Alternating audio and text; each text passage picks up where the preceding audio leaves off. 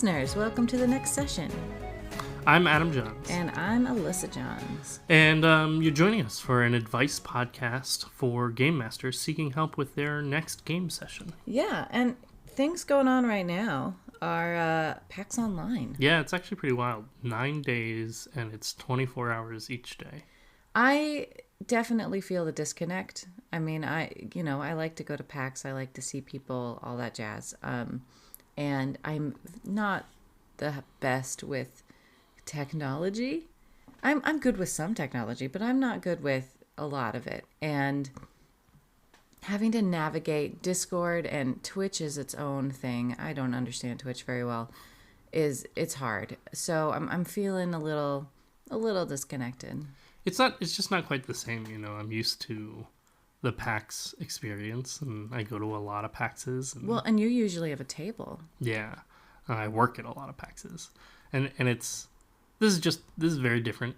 It's not bad. I think it's really amazing that they've managed to pull together so many people and do an online experience with it, but it is definitely different than what I'm used to, I guess. Yeah, I used to work it as an enforcer, and I was really trying to figure out if I could enforce again this year. But no. I mean, I guess you could have been a moderator for the Discord but channel. Technology challenged, right? Like, I wouldn't know how to moderate. I can't even moderate my own life. Yeah, that's not working. But some of my favorite memories of PAX were when we would go see the Acquisitions Incorporated game, and that was like the one thing we would like wait in line for. Yeah, I remember when they first started doing them, and we came to the very first show, and how amazing that experience was. We happened to be like, oh, I don't know what this is, but let's go sit in the line for it. It was in one room. It maybe held 200 people at the most, and we got good spots right up near the front. Yeah, and they were just at a table. There was no video cameras. You couldn't see, you couldn't see their roles. It was just them at a table on a small little platform, and us kind of cheering them on.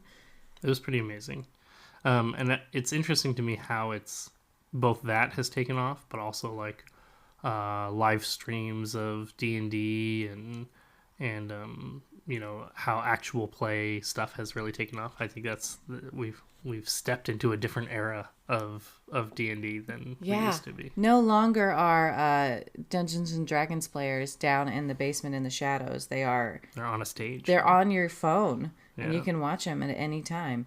One of the ones that I have been checking out recently, actually, I think is Phoenix Forge. Is one of the Twitch ones, and then of course an actual play one. And then of course I watch Clinical Role, which you're on. Oh yeah, of course. Yeah. It's interesting, and it's a different kind of play. I think I play very differently when I'm playing in a live game or a live stream than I do when I'm playing like with my friends at a table. Because when you're playing live, you feel like you're on all the time. You're being viewed, you're being watched. It's by people you don't know. I'm presenting, right? Yeah. It's a presentation I'm putting out for people, or an entertainment that I'm putting out for people. And I think that has a very different feel. Or the Psychology in Seattle podcast that I do. All that's a very different experience. But that's not live. That one's not live, but it is recorded and put out into an audience of people. And I think that's even that is a different experience. I think that's very different. Well, that being said, should we do some next session help? Yes. So, oh my gosh, I'm so excited. So both of these questions come from an awesome guy named Andy, and I want to shout out his podcast. So he does a podcast called 90s Court with our friend Lisa, who's his co-host, and they pit two things together from the 90s, and then they talk about it. They each take a side and talk about it, and then they send it to a poll, and they talk about the poll at the next one. It is a huge hit of nostalgia for my week. I do love the they just movies and shows and music that they bring in. They just did Casper the Ghost movie versus Richie Rich, Oh yeah. which was fun. And I'm rooting for Casper because I like that movie a lot. Really? But Richie Rich had all those. That. Oh man. Right, exactly. We're gonna turn into the 90s. I know. No, we're 90s not. core Andy, we're not podcast. stealing your stuff. But Andy submitted some questions, so I'm really excited. So both of the next two questions are from our friend Andy, and let's do it. So he says, okay, so making fun stories, improvising, all that good stuff, I feel pretty confident in my abilities there. But when it comes to scaling battles, I am always terrible. It is almost always too easy, but I'm so worried I'll end up wiping the party if I make it too hard. How do you design your battles? I've heard of CR-based ones and action economy-based ones, but frankly, my battles are always underwhelming. Help. Okay, so this is actually a question that comes up a lot as I'm trying to train new facilitators at Game to Grow. But it's something that I've spent a long time as a game master really trying to perfect and trying to understand. In my mind, a battle in Dungeons and Dragons should be like a movie scene. It should be like the scene in Lord of the Rings where they're fighting off the orcs and the cave troll comes in, and now they're fighting off a cave troll at the same time. They're fighting off all these orcs that have come in, or goblins. I can't remember what it was in that scene. But that kind of combat where it's action packed, it's kind of hopping back and forth between these different scenes of like Boromir, blocking an attack and coming in with his sword, and then Legolas like shooting an arrow and taking down an orc that way. And that's how I imagine combat scenes to generally be playing out. In order for that to be the case, you are trying to balance the numbers of the game to help you accomplish that. So the goal, keeping in mind that the goal is to get to movie action scene, then the numbers and the abilities that characters can do and the armor class and hit points and attack rolls and all of that are just things to help you get to that goal. And that's always how I want to picture them. So that being said, there are some tricks that you can do with the numbers. Some of this is just in understanding statistics and dice rolls, which is really helpful as a game master if you're starting to get into like the nitty gritty, and especially if you have players that are getting into the nitty gritty of different attack rolls and maximizing their character and stuff like that. Some of this can be really helpful. You're gonna make me do math. I almost flunked statistics. Not a lot of math. I'm so bad. It was like, you have a drawer and they're full of balls and one of them's yellow. What's the likelihood of getting a yellow? And then you put the ball back in. What's the likelihood of getting the yellow now? And I'm like, I don't care.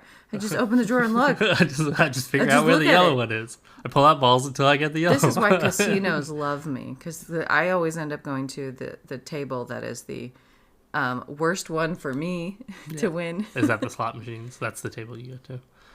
I like the fish one.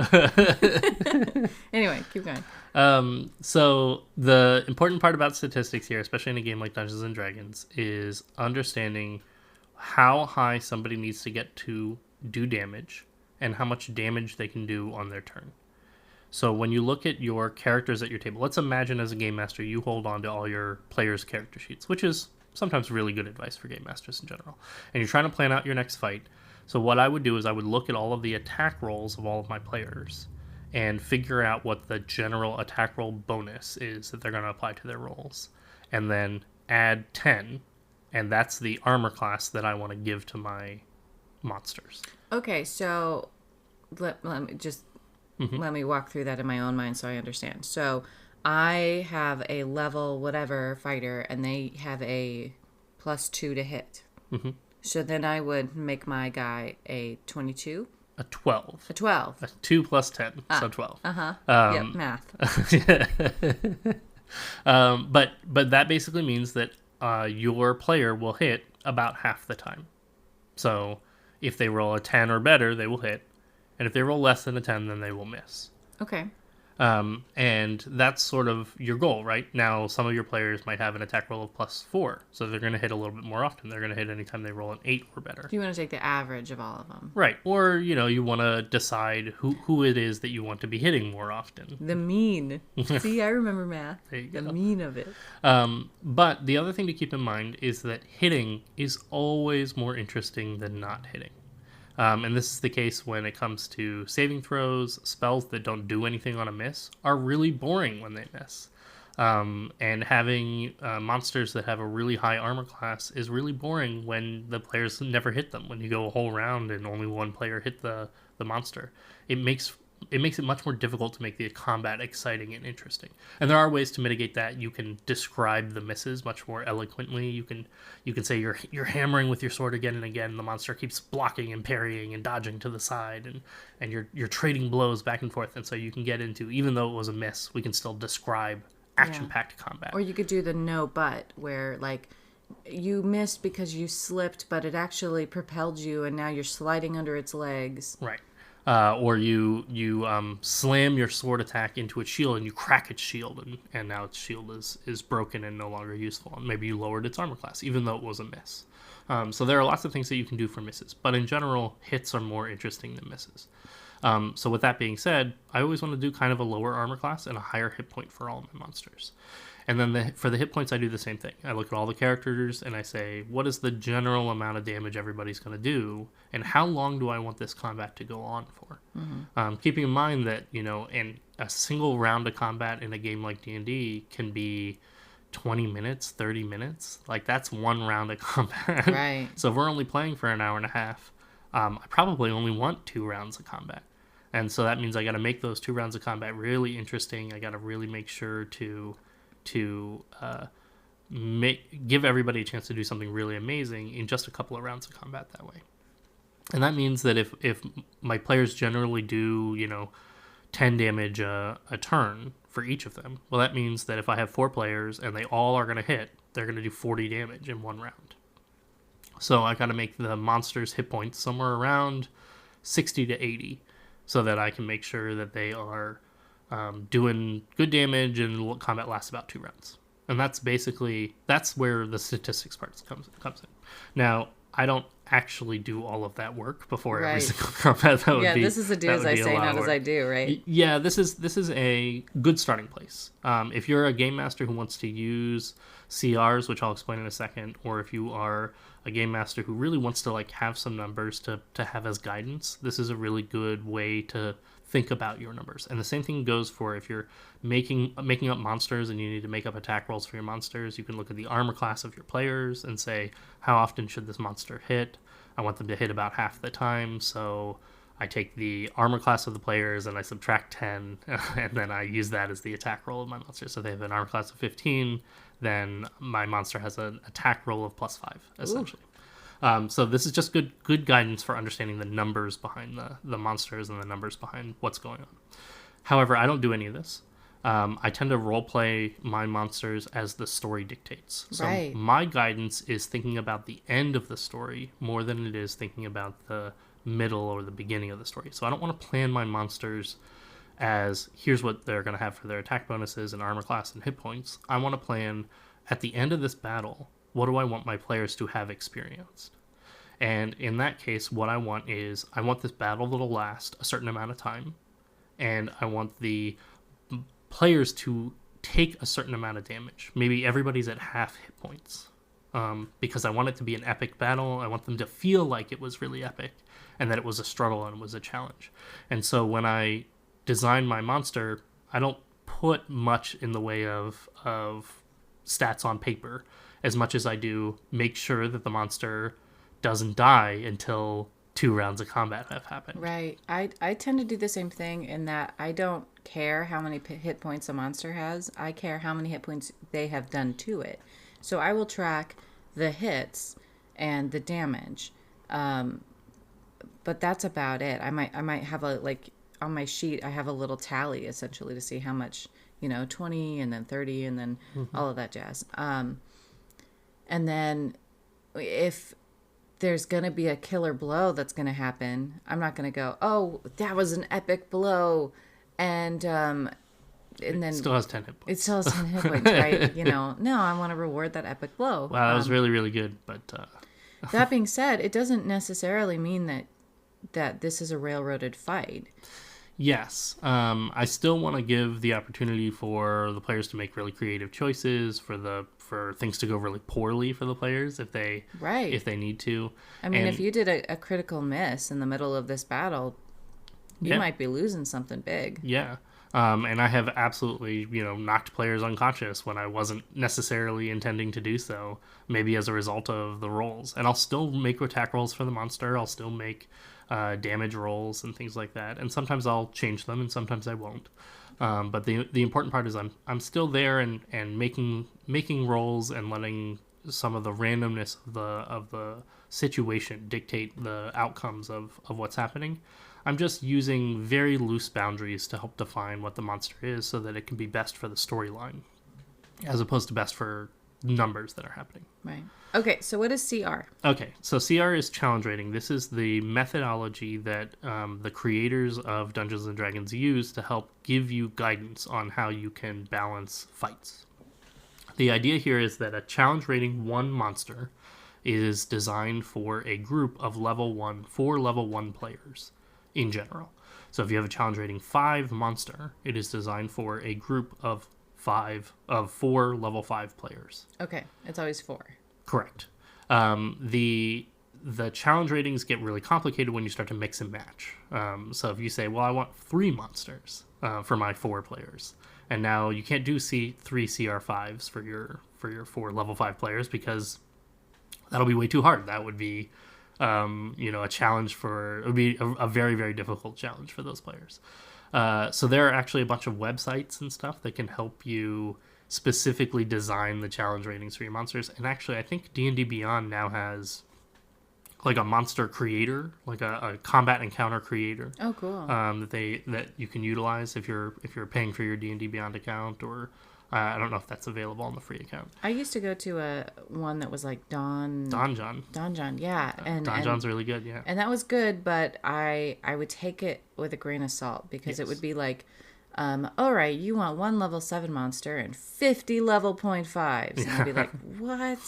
So it gives you a lot of options for what you can do. It'll say, like, you can have 1 CR8, or you can have 1 CR7 and 50 CR.5s, or you can have 1 CR7 and 1 CR1. So it gives you a whole lot of different options, which is great because if you want to design different fights, all the monsters in the monster manual all have challenge ratings to go along with them, so you can really kind of start to think about how you can mix and match or make the fight more interesting by having more enemies. In general, I don't like having fights with only one enemy because there's lots and lots of spells and abilities in the game that are like the person is stunned and doesn't get any turn for doesn't get a turn for three rounds.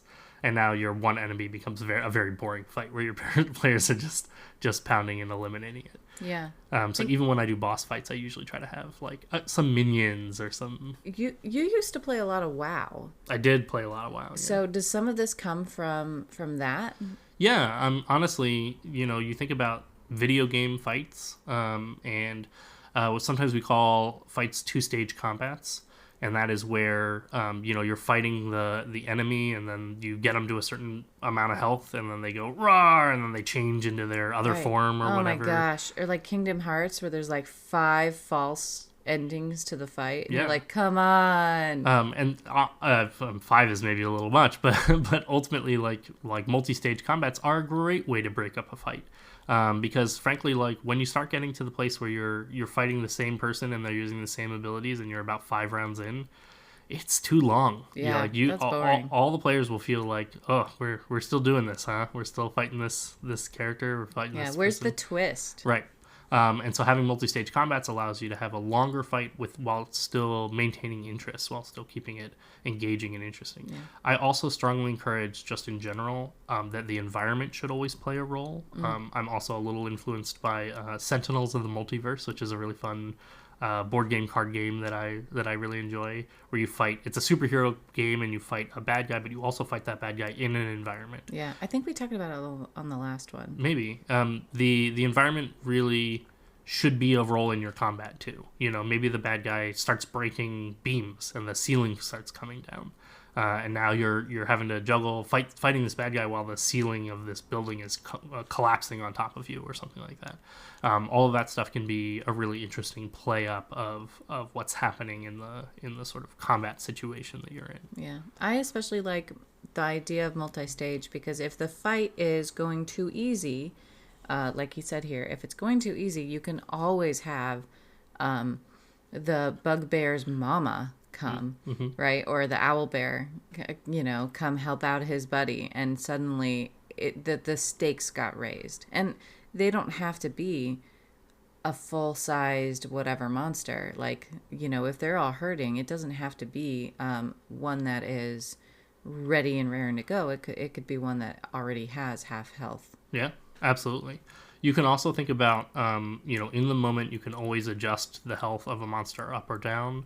You can, even if I'm playing a monster from the book, I can say, well, this one happens to have an extra 20 hit points on top of it because I wanted to give the last player a chance to really finish it off. Yeah, or that arrow, even though you hit it in the knee, that was actually a tender weak spot for this monster, and it is now on the ground. You toppled it to the ground. And similarly, you can have, a monster dish out a whole bunch of damage as it's dying. You stab it through and it stabs you too. Right, thrashes. It thrashes and hurts you a whole lot as it's like a chicken with its head cut off. It keeps going. Yeah. Ew. So there are. I strongly encourage game masters to remember that the play and the story are the more important parts than the stats. And sometimes you'll get some pushback from players that say like, well, I looked it up and that monster has this much hit points. Oh, I hate that. I constantly tell my players, I will change all of the monsters. And if you try to tell me stats about a monster in the middle of a fight, I will make it harder for you. Ooh, that's good. I will absolutely change it and make this fight much harder than it would have been otherwise. Well, hopefully that helps and keep your battles less underwhelming. Let's move on to the next question, which is, how do you go about providing fun and exciting yet balanced loot for parties? Particularly magical items. I've gone to both extremes, and it feels like when I give too much, you can't take the genie out of the box and the party gets overpowered. And while not enough, and it can get boring hitting things with your generic longsword you got at level 1. Okay, so I'm all for creating really amazing, interesting, unique magic items that I think are really fun. And I've created lots of them in the past. But there's some simple guidance that I can give for creating magical items or magical loot for players that doesn't necessarily that you can pretty much guarantee is not going to break your game. And the most simple guidance I can give is pick a character class that you don't have in your game and pick some abilities or spells from that character class that they would have at this level and give those as items to your players. Okay, so if you don't have a bard in your group, you might give a musical instrument that gives bardic inspiration to somebody. The great thing about doing something like this is that Dungeons and Dragons 5th edition, at least, is largely defined by action economy. And so on your turn, you can only do so many things. You can, do a main action, and you can do a movement, and you can do a bonus action. And so if I give you a piece of equipment that gives you a bonus action ability, that's pretty powerful, especially if you didn't otherwise have one. But if I give you a piece of equipment that gives you a bonus action ability and you already have a bunch of bonus action abilities, now you still have to kind of choose whether or not this piece of equipment is worth using in this particular situation or whether or not my other bonus action ability is more worth using. And the same thing is going to be true otherwise. I can give a, wand of fireball once per day. That's pretty powerful. And it's pretty amazing if we don't have a wizard in the group that can cast fireball. But I still have to choose to cast fireball instead of my main attacks on my turn. And fireball might still be more powerful, but I can limit the number of uses per day or limit the number of uses, per short rest. And that really helps create the same kinds of limits that a wizard would have had in our campaign. So ultimately, using sort of the action economy to your benefit gives you the opportunity that people can have like one-off abilities that are powerful but happen only once, or situationally powerful. I love picking the spells that are not always good, but sometimes really good. Stuff like underwater breathing, where like it's not useful most of the time until you really need it, and then it's very, very useful. Right. Or there's a water walking spell where you can walk on top of water. That's always really fun. I really like weapons that have built-in spell effects. So you can do a sword that also has the ability to like cast burning hands off the tip of the sword. Just really cool opportunities for different things. And Burning Hands doesn't do a crazy amount of damage. It does like 4d6 damage, which is a lot given a sword attack. But if you're having to give up your whole action and both of your attacks per round in order to cast it, then it's not a crazy amount of extra damage. Or if you can only cast it once per day. So then it's situational. I one time gave someone an amulet that let them grow a mustache. Oh, yeah. I love any item that is goofy and fun and gives an opportunity for players to find a use for it. Yeah. Like the mustache amulet was mostly just a fun gag that came up all the time. But there is opportunity to maybe like not have a mustache on and walk into the store and like pick a fight with somebody and then leave and put the mustache on and come back in and pretend you're a different person. Right, exactly. Or what was it? It was an umbrella. I gave an umbrella that rained when you opened it. It rained on the inside. So you would open the umbrella and it would just dump rain inside the umbrella wherever you had it open. Which is ridiculous, right? Nobody needs this. But maybe you guys end up in the desert and suddenly you're gods. Right. Now we have all the water we could ever need. Or we need to put out a campfire really quick. Yeah. Woo. So I love those kinds of goofy and kind of situational objects. Were you the one? No, I think it was Wilder that had the like item that became heavy when you called out a weight. I gave that. Oh, you gave that to Wilder. Yeah. That was a great one as well. Where it like suddenly weighed a whole lot when you called out a specific command word. And yeah, which was funny because I didn't have an idea of what that command word was going to be, and he said wait, and I was like, well, that was it. And I meant it as WAIT, which was pretty funny. I've used that one in groups where they use it very creatively to throw it and then add the weight to it. You used it in a group? Yeah. Oh, that makes me happy. Yeah. I really liked that item. I thought that one was really fun. I like items that are kind of like mundane items, right? An umbrella or a pocket watch or a pair of shoes that largely are like general mundane things that have given them some kind of magical ability. You would run a module that had that pair of shoes that teleported. Oh, yeah, the boots of teleportation that when you spoke the command word, the boots teleported, but they left you there. Yeah, teleport all on their own, which is not particularly useful, certainly not as powerful as like normal, boots that teleport you somewhere. But if you need to distract a guard or something like that, right. I've got these cool boots Cause a commotion or kick someone's butt from across the room. Yeah. There's some opportunity there. I really like items that have this sort of opportunity for creative use. And maybe that's why I like the immovable rod so much. Oh, the immovable rod is amazing. Yeah, it's a great item. It's not mechanically powerful in combat or anything like that most of the time. But every once in a while you can find like a really creative use for it. And I think that's a really fun item. The immovable rod is a sort of stick that you can push a button on, and then all of a sudden it's held in place, like in midair. And what's great about it is that it takes something like 8,000 pounds of force to move it.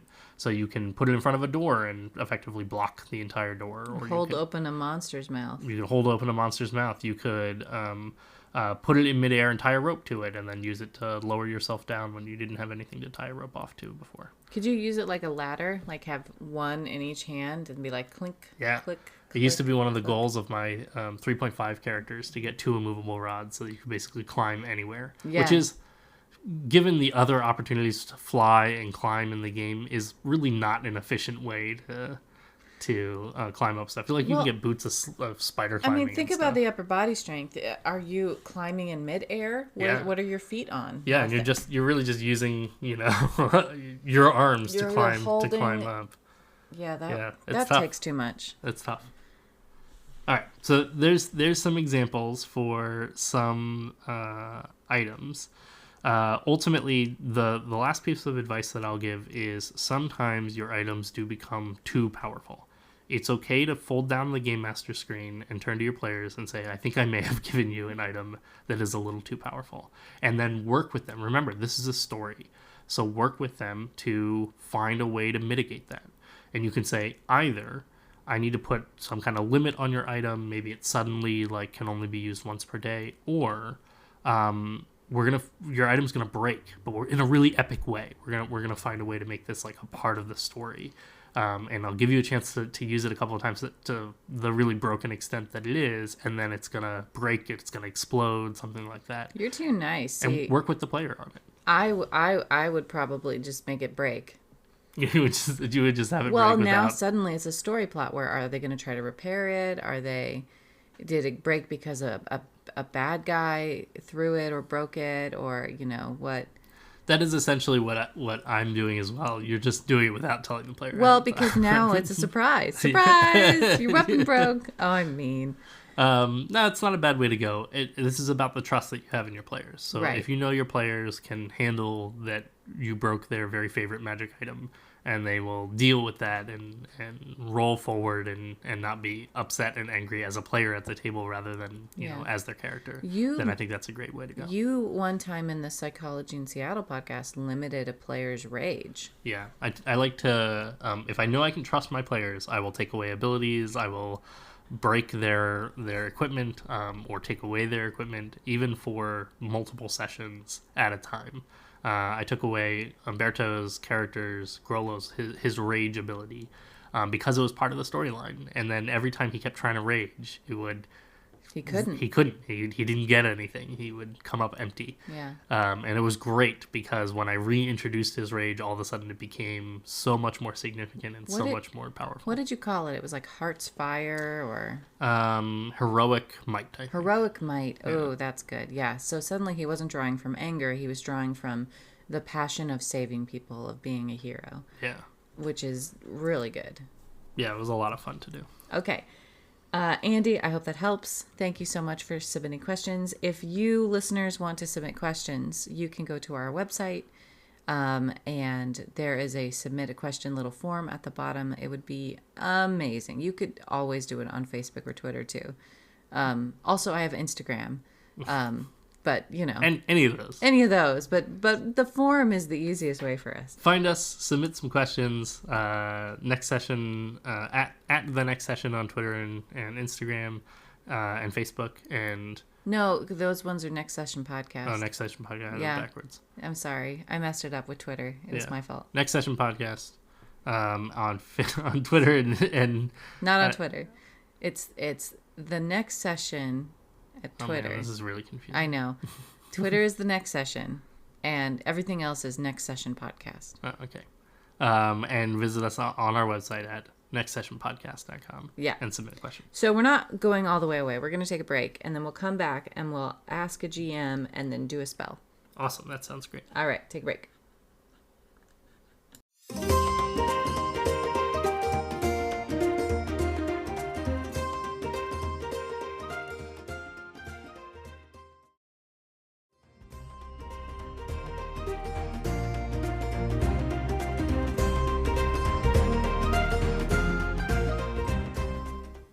And we're back. We are back. That was a great break. I stretched.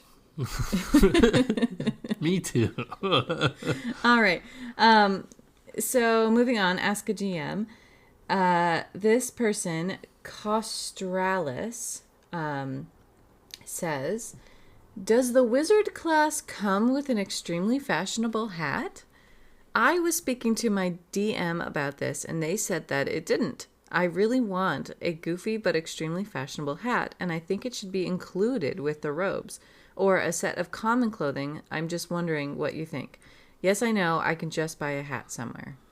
This is Costralis. Costralis. Yeah, that's a typo there. Let me first say I don't know why I would ever stop a player from having a fun hat or like an extremely fashionable whatever it is that they want to wear. Yeah. Especially upon character creation, like if you want to picture your character with a fun hat, that sounds great. I don't know why I would stop That's like most of creating your character. I mean, on paper, yes, you need to have stats and you need to have your weapons and all that jazz, but I want to describe what my character's robes look like and what her hair is or what his armor is doing.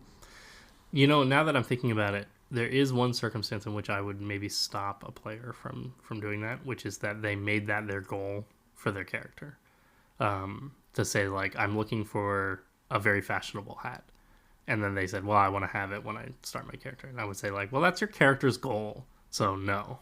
Okay, but you could say, come up with a different goal. Yeah, and you come can up have with the a hat. come up with a different goal, and then I'll give you this hat. But some players are very, some dungeon masters are very strict by the rules. They want to play the game as it's written, and there are ways to talk about that. If that is the game that you want to have, you have to start with that. So yes, although I think in the starting equipment it says like common clothes that you get to have for your character. So even by like rules as written, clothes I assume would include a hat and shoes and socks. Yes, but this is extremely fashionable. So wouldn't people be turning their heads to an extremely fashionable hat? I suppose so. It is an interesting boundary to set. There are some game masters that are gonna want to hold much more strictly to the rules and all the advice that I just gave in the first part of this podcast. Yes, they were probably cringing. They were like, not the podcast like for me, thank you. I doubt they made it this far. Nope. And my perspective is always that I want to lean on the story and I want to lean on collaborative storytelling and collaborative play process that we have in the game. But there are game masters that want to play it more like a strategy game or more like a game with like really strict numbers and really strict rules on how to accomplish those numbers. Raw. Yeah. And there are arguments to be made for that. That is a kind of game that you can play.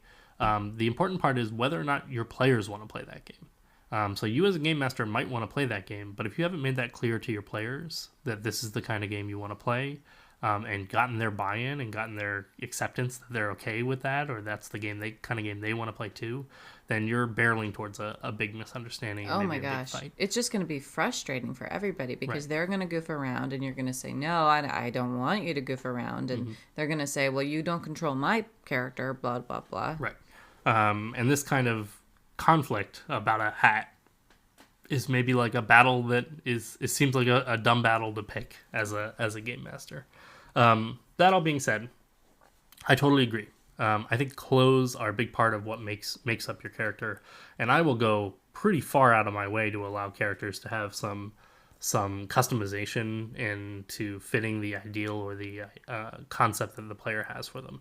Just recently, I had a player that was making a sorcerer but wanted to have a shield, and was saying, "Oh, I've got this great armor class because I have a shield," and I had to go, "Well, sorcerers don't actually start with shield proficiency, so you can use the shield, but you'll have all these negatives for using it. However, if that's the thing that you really want to be true about your character, yeah, I'll just give you shield proficiency. You now have it.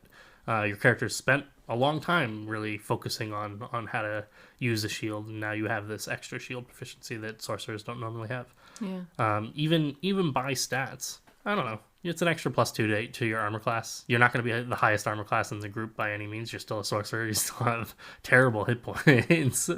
I don't think this is going to break the game in any significant way, and it gives you the opportunity to have a character that is how you picture your character in your head. Right. You once, or I don't know if it was Bobby's campaign or not, but someone had a construct that had a rotating barrel on their arm, and they were writing notes down on their actual arm, and it would rotate so they could like go back through and look, like that kind of stuff.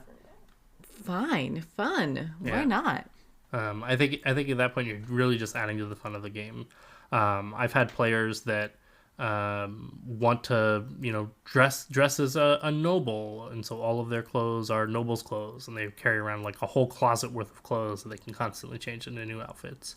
Or players that started off with a hat that allows them to change their clothes. They can at will change their clothes to whatever they want. All those are fun. That's just flavor. That's very Animal Crossing, because you can have a wand with different outfits. Oh sure. Yeah, there you go. Very fun. Yes. I would like to know what you think an extremely fashionable hat for a wizard would be. In Go Dog Go, the hat at the end of Go Dog Go. Oh my gosh. Yeah. Oh my gosh. With all the stuff hanging off of it. Yes. And with the it's got spiders, it's got streamers, it's got I don't might have a piñata. I don't know if that's extremely fashionable. for my taste, but I could see a wizard.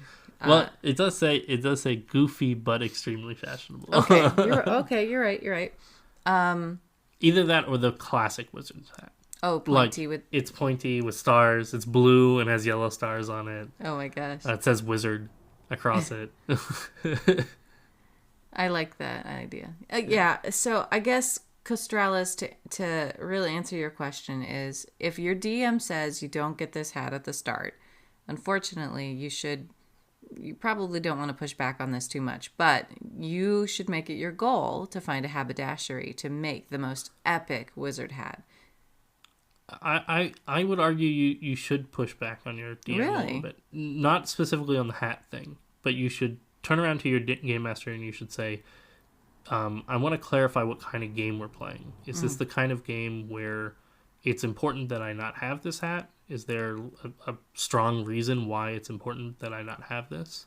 Like, are you leading this towards a story thing or something like that? Because, Kostras, you need to know what kind of game you're sitting down for so that you can adjust your expectations accordingly.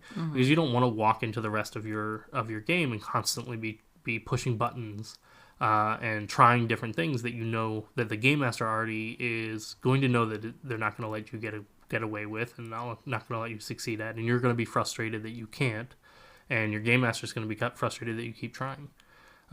So not necessarily specifically the hat thing, but the overall feel of the game that you're coming in with sounds like could use some clarity. That's true. Yeah, if you make finding this hat your goal and your DM is completely against it, then that's a problem. Or if your DM has a very specific way that they need wizards to look in their world, and that doesn't fit with the way that your wizard looks, and that's going to come to some kind of problem in the game. That's also something that needs some clarification. Yeah. So yeah, push back a little. Push back a little. Also, disco ball hat. Yeah. Oh, yeah. So anytime it glitters in the sunlight, it glitters everywhere, and it makes caves look really cool. Oh, I love it. And you have to spin. I would 100% be okay with it. Maybe it spins on its own. Ooh. But only when sunlight hits it. Yes. It's a cantrip to spin it. Oh, yeah. There you go. Yeah. Spinning hat cantrip. Okay. Let's move on to our final segment, which is Use That Spell.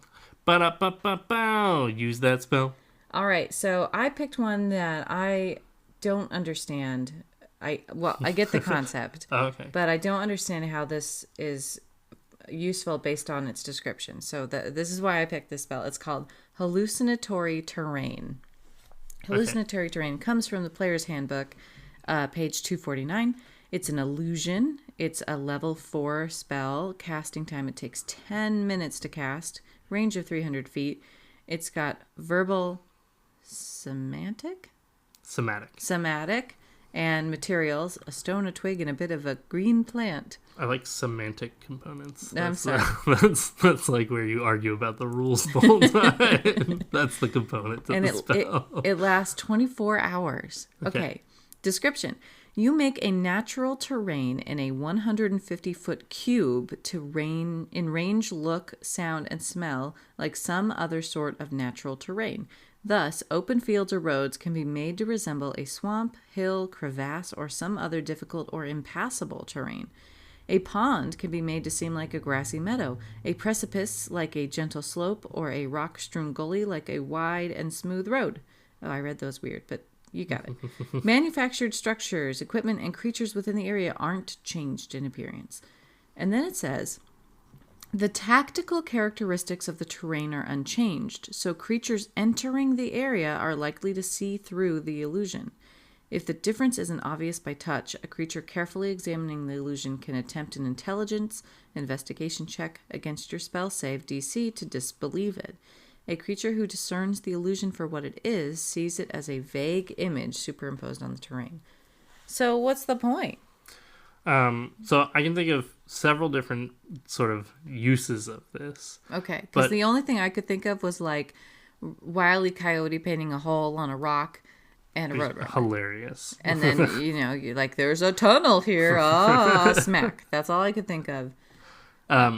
So really this is about the idea of having an illusion. So all the illusion spells in Dungeons & Dragons are pretty strictly defined as to what they can create and what they can't create.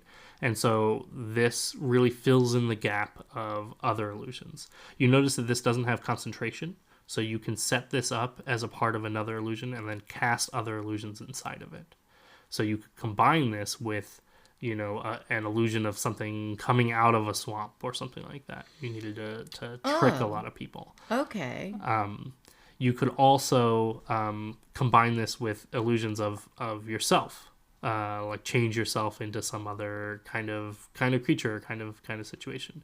The real use for this is probably in hiding your tracks or hiding your escape from someone else, if you needed to do so, or hiding like the entrance of a like hideout or something like that. So the tactile sensations reveal the illusion unless you can match up the tactile sensations with something else. So you could have a wall that feels like wood, like it has the texture of bark, but it looks like stone, and you could make it look like a tree, a really big tree or something like that. So if I had a crime scene, Mm-hmm. I have a crime scene, I could set up an illusion over top of the crime scene so everything matched, but I took away the footprints and the blood. Right. And so long as the duration of the illusion, 24 hours, maintained, then no one would notice those other things. The footprints are missing because they wouldn't know to look for them, and it wouldn't change their tactile. Although if there's a pool of blood, they might step in the pool of blood and not know it, and then go, wait a minute. Right. Why does it feel wet here? Right. Okay. All right. So those are some uses. I'm coming around. Another use that I think you would really appreciate is you could use this to make a stage look like an environment for putting on a show. Okay. All right. So Liking if you wanted to say like, or I have my tavern or my inn, where you walk into the tavern and it looks like you're in the middle of a jungle. It's that restaurant that the Rainforest Cafe. Oh, Rainforest or whatever. Cafe. Yeah, you just make a Rainforest Cafe. This is the restaurant that we're now in. Oh my gosh, it's the Tiki Room. It's the Tiki Room, with the birds singing tiki songs. And there's, I think, a lot of opportunity for that kind of thing, where it's clear that this is an illusion. Everyone knows this is an illusion. Right, they're buying into the fact that it's an illusion. Right, but that's part of the entertainment that you're now putting on, which I think could also be like a really fun opportunity and use of the spell. What's interesting, and this is actually something that's ignored a lot of the times, or players don't necessarily notice, is the casting time of 10 minutes. Yeah. So it's not a spell you could ever use in combat. If somebody is trying to chase you around a corner or whatever, you can't like suddenly make the wall appear and now they're blocked by it, because it takes 10 minutes to cast this thing. Right. But if you are thrown in jail, you could take the time to cast a big illusion that makes it look like you escaped. You could make it look like there are no bars to the jail. Yeah. And then when somebody like tries to charge forward to arrest you, they like slam into the bars and knock themselves unconscious. And then you could grab the keys. Right. Yeah. Which would be like a really hilarious use. Totally. It looks like you sawed through the bars or whatever in like a big open circle. Yeah, that's a great use of that. I think you could totally do some really creative stuff with this spell, but you definitely have to use it creatively. The kind of frustrating part about it is, it uses up a spell slot. It's a level 4 spell. This is where I really wish there was a more reliable way. I mean, maybe this could be, I don't know if it's a ritual spell. Maybe you could cast it as a ritual. But I really wish there was a more reliable way to make some of the spells that are less immediately useful and much more situational, to be more accessible to spellcasters. Where you could say, look, here's a list of spells. These are really only useful in very specific situations, but you now have them available to you in case you need to. Right. Because making the choice to sacrifice some other much more potentially useful. Right. Why would I ever give a magic missile when? Right. When like this is or another great level 4 spell. For this Hallucinatory Terrain spell, when like very clearly this is not going to come up that often, and when it does come up, it'll need to be the very specific situation where like I have a full 10 minutes to cast this, and And it's I going to work. need it to last for a long time, Right. and it's going to help us get away, and they're going to think we went that way, but we went this way. Right. And it seems as a so... DM, you'd be like, well, they're going to catch up to you because we're going to have a battle because that's fun. that's what we're leading towards. It's tough for spells like this where I think there's a lot of creativity in the spell, but I also can't imagine any of my players ever really taking the spell over the other choices they could make for a level 4 spell. Now I do really appreciate when somebody does choose spells like this and provide an opportunity to really how use it. awesome is it when you have the spell ready and there's the perfect moment and you go, wait a minute, I've got the perfect thing. I've been holding on to this spell. Yeah. Yes. I've made spellcaster characters that with that exact thing. Like, they take a spell and they're like, oh man, but when the situation comes up, I'm going to have the perfect spell for it. Create and destroy water sometimes winds up in that place. Oh, yeah. It's like, how often do I really need to create water? But now I'm in the middle of the desert, and now I like really need to create some water, and I'm like, yes, I've got the perfect spell for this. I just appreciate when that situation can come up. So there's Hallucinatory Terrain. Hallucinatory Terrain. All right. I came around to it. I like it.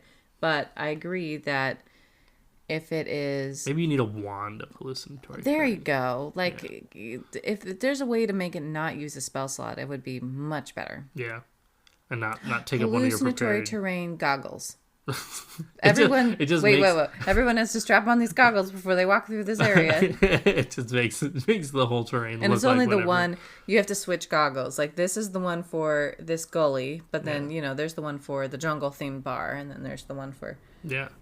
This is actually great. Now I want to make a tavern in the game where you like can pick up different goggles, and they make the tavern look like a different theme. I thought it was a joke, but there's actually raves out there somewhere in the world where it's completely quiet and everyone puts on headphones. Oh yeah, silent raves. I thought it was a joke on Brooklyn Nine-Nine. I thought that was totally made up. But no, it's real. And you, I guess your headphones glow a particular color based on what music you're listening to. Because you could have different tracks you can pick. Oh, sure. So if you're listening to the blue song, then you could come up to a guy and be like, oh, you're listening to blue too. Let's dance to the same song. Yeah. But if they're listening to green, you're like, oh, well, either I'm going to switch to green and be like, I don't like that music guy. I'm going to go find a blue guy. Or you're dancing to different rhythms. And that's weird too. Yeah. But it's amazing because then you can just take off your headphones to order a drink or talk to your friend. Like, instead of mouthing, I'm gonna go to the bathroom, you can just take off your headphones and go, hey, I'm gonna go to the bathroom. Oh, cool. So I like the idea that you have these goggles and they're different kinds of goggles, and they even make the servers wear different clothes and like speak in different accents and stuff. And so you can put on your pirate goggles, and then all of a sudden the server's like, Yahoo, what can I be getting for you? And you take the goggles off, and they're like, so you want the soup or the salad today? Is that you'd have to know which goggles they picked. Yeah. Can you imagine if the server comes up to a group of kids and they put on their like Chuck E. Cheese goggles, and it's like, okay, here we go. Hi, everybody. Yeah. Well, I was thinking that the server just sounds different when you put on the goggles rather than the server having to like read whatever kind of goggles you have. And I don't think the server is included in the hallucination. No, I guess they're not. No, they'd have to like act it out. They'd have to be like, oh man, can you go get table 5? They're pirate, and I just can't. I shot my voice on pirate voice. Now I want to roleplay out the servers. Whole new I don't want to be the campaign. adventurers. I want to be a worker in this bar. Yeah. What would this bar's name be? It would be the Dreamatorium. I was going to say choose your own adventure. Yeah. The choose your own tavern. Yeah. Okay. All right. Thank you, everyone, for listening. I really appreciate it. Thank you so much. And thank you so much to the people who submitted the questions. Andy, thank you so much, Andy. Really appreciate it. And if you have questions that you would love to submit or suggestions for what spell we should talk about or any of those things, you can hit us up on nextsessionpodcast.com to submit a question, or on Twitter and Facebook at The Next Session. I guess that's it for our episode today. Yeah, that's so it. I'm Adam Johns. And I'm Alyssa Johns. And tune in next time and we'll help you prep for your next session. All right.